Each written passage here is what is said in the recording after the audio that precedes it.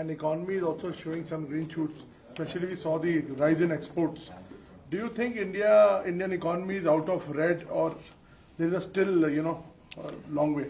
Well, I think the country has to continue to calibrate and monitor the situation. But by and large, one can say that over the last 2 years, India's handling of the COVID crisis has been appreciated and recognized the world over. The world looks upon India as a role model of balancing lives and livelihoods, and has seen Prime Minister Modi leading from the front in the effort to save the country, save the people and our economy. We see very good progress over the last year, and we are very confident that we will continue to do well in the future. So we are here in Dubai when we are talking. So, and there's a Dubai Expo which is concluding. How कैसा रहा India का जो वहाँ पे सारा performance था? आपके पास क्या बताना चाहते हैं देश को कि क्या हुआ वहाँ पे? सबसे पहली बात तो मैं बधाई देना चाहूंगा सभी देशवासियों को कि आपका pavilion, the India pavilion Dubai expo 2020 में शायद जो लोकल इनके यूएई का पवेलियन या सऊदी का पवेलियन है, उससे ज्यादा अंतर्राष्ट्रीय स्तर पर सबसे ज्यादा अगर विजिटर्स कोई पवेलियन पे आए हैं तो वो भारत का पवेलियन है। 16 लाख से अधिक विजिटर आ चुके हैं। आजकल तो लगभग 20,000 लोग रोज जाते हैं। पिछले हफ्ते 3 घंटे की वेटिंग लिस्ट की लाइन थी। ये दर्शाती है आज भारत के प्रति कितना आकर्षण है, और पवेलियन जो बना है वो शायद पूरे दुबई एक्सपो का amongst the largest pavilions UAE Saudi के बाद। इस पवेलियन में भारत के इतिहास, हमारी धरोहर, हमारी परंपरा भी दिखाई गई है, वर्तमान भारत की बढ़ती हुई ताकत दिखाई गई है, और एक भविष्य में भारत किस प्रकार से एक विश्व शक्ति बनेगा इसकी भी झलक दी गई है। तो एक प्रकार से एक पूरे भारत को महसूस करना, उसका अनुभव लेने का एक मौका दुबई एक्सपो में इस पवेलियन ने लोगों को दिया, और मैं बधाई दूंगा सभी देशवासियों को कि आज भारत का आकर्षण एक प्रकार से 130 करोड़ लोगों का आकर्षण है। पीयूष जी, हमने अभी हाल में दुबई के साथ we did a free trade agreement, and also we have seen lot of investors, especially what has gained highlight is Jammu and Kashmir. Their investors went there. So can you give us an outlook of the Jammu and Kashmir thing and India overall picture as well? Well, you will appreciate that foreign direct investment in the last 7 years has consistently been growing, and year after year it has broken all records.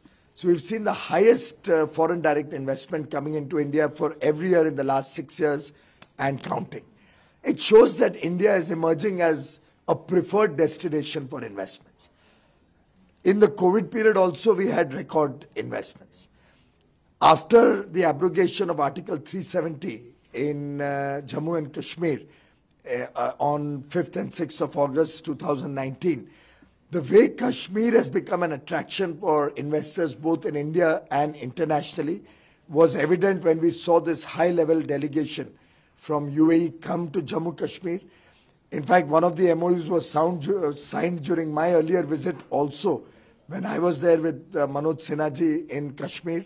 This time around, a whole host of investors had the benefit of visiting Jammu Kashmir, experiencing the beauty, the glory, all the offerings of Jammu Kashmir.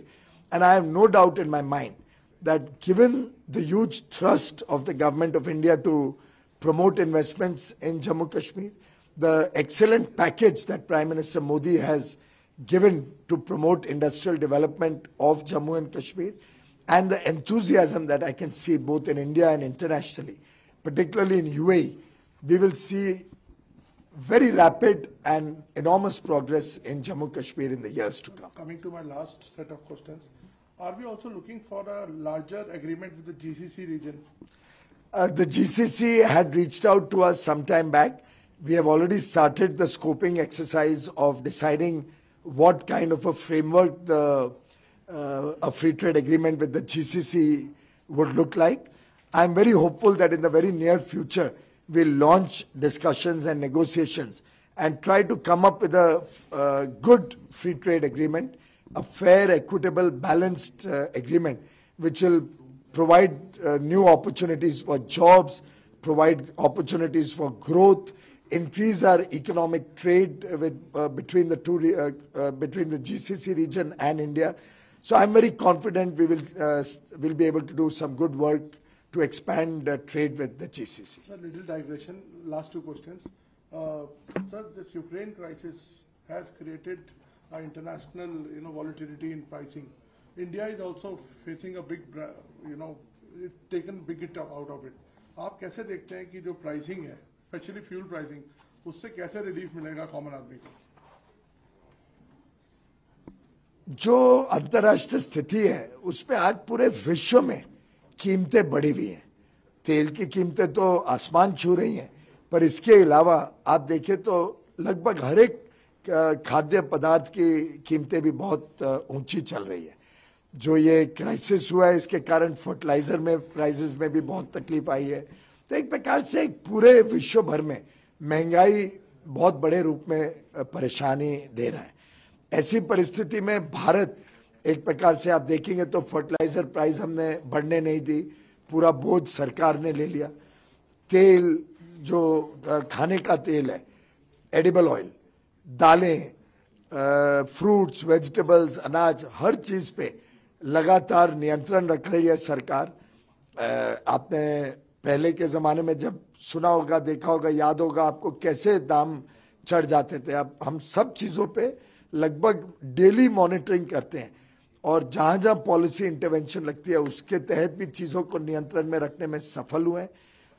तेल में जो बहुत बढ़त हुई है और Ukraine Russia crisis के बाद तो बहुत ही तेजी से बढ़ा है, उसके बावजूद काफ़ी उन प्राइसेस पे भी जितना आवश्यक हो सकता है उसमें सरकार ने भी सहूलियतें देके उसको नियंत्रण में रखने का पूरा प्रयास किया। विपक्ष कहता है कि मतलब चुनाव खत्म तो दाम बढ़ने शुरू हो गए, ऐसा?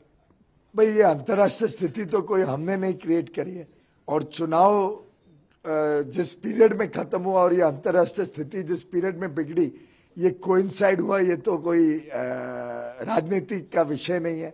तो ये उनकी, मैं समझता हूँ, फ्रस्ट्रेशन है कि एक के बाद एक चुनाव में जिस प्रकार से हार रहे हैं, उस फ्रस्ट्रेशन को निकालने का तरीका है कि चुनाव खत्म हो गया, इससे दाम बढ़ रहे हैं।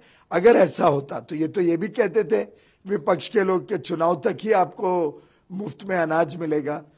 आखिर प्रधानमंत्री नरेंद्र मोदी जी ने 6 महीना और, यानी अप्रैल से सितंबर, तो 19 महीने पहले 6, ये 25 महीने हर व्यक्ति को 80 करोड़ लोगों को 5 किलो अनाज अधिक मिलना।